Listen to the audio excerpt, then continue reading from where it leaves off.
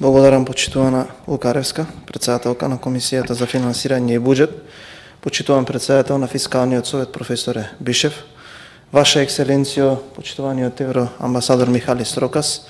почитуван директор на представништвото на Светската банка, како и експертите кои што се дојдени тука со нас да ни ги представат извештајот и да разговараме за оваа многу важна тема. Секогаш како пратеници внимателно ја отвараме оваа тема и пристапуваме со огромно внимание, бидејќи во минатиот состав, кога беше изгласан законот за буџети, низ многу дебати, низ многу суштински разговори со стейкхолдерите, експертите, сметавме дека во Македонија треба да се воведат фискални правила, од кои што едното беше воведување на фискалниот совет, а другото беше за ограничување на процентот на јавниот долг, бидејќи сакавме да направиме барем некаков ред во економијата и во оваа една суштинска сфера, по мене лично, бидејќи ете тука сме сите горе-долу луѓе кои што се во економијата, дали живеат од неа или исклучително од блиску ја следат, е многу важно да се разговара на бројки, е многу важно да се разговара на факти кои што доаѓаат од релевантни институции кои што не се политизирани, бидејќи на крајот од денот вие можете во другите сфери на општествата да носите секакви одлуки, некогаш може и да погрешите, но според мене, ова е мое лично субјективно мислење, во економијата грешките треба да се сведат на минимум, бидејќи секоја една грешка која што е донесена во економијата, на крај има многу посериозни последици во животниот стандард на граѓаните.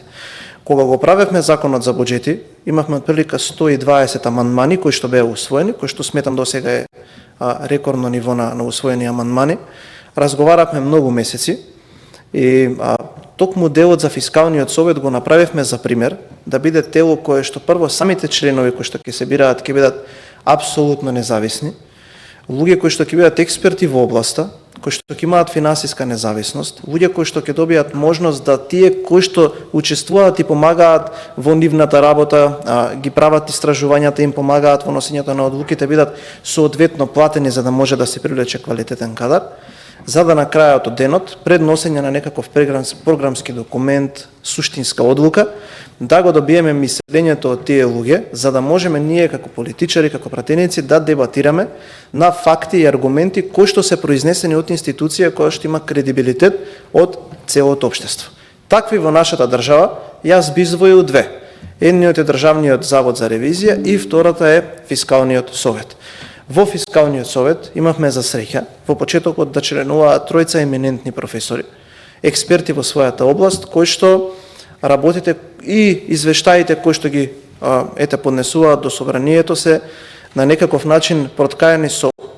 огромна експертиза, со многу напаствија како одлуките да бидат донесени, но и со сите оние ризици кои што тие одлуки или водените политики во минатото ги имаат донесено во економскиот простор. За нас е од исклучителна важност што вие го ставате вашето време, вашата експертиза, ни доаѓате во нашиот дом, во собранието и давате сето тоа кое што го имате како знаење, за да можеме ние да бидеме што е можно подобри во носењето на одлуките, тоа е од огромно значење. Би сакал да го поздравам и учеството на евроамбасадорот, бидејќи ние како држава се стремиме да го постигнеме европскиот стандард во сите сфери на нашето живење, особено во економското знаење, особено во економското носење на одлуки и особено во економското ноу-хау на Европската унија и ваквите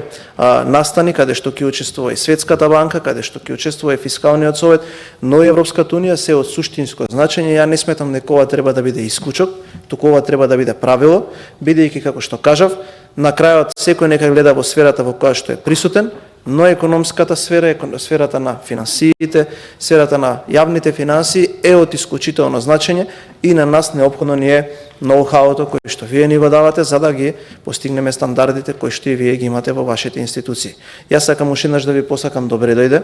Сакам да ви укажам и да ви испратам пораката од моето име, но ќе си дозволам и од името на Сања, како и од членовите на комисиите за финансирање, буџет и економија.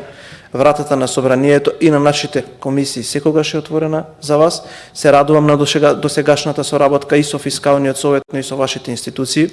Би ја оценил како почетна, бидејќи имаме огромен ентузијазам за продолбочување на соработката. Како што ќе оценам за почетна, ја оценувам и како за многу плодна и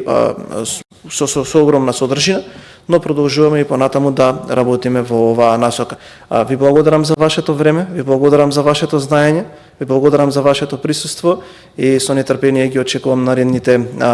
неколку десетици минути кои што ќе ги имаме да ги споделиме заедно со вас. Ви благодарам.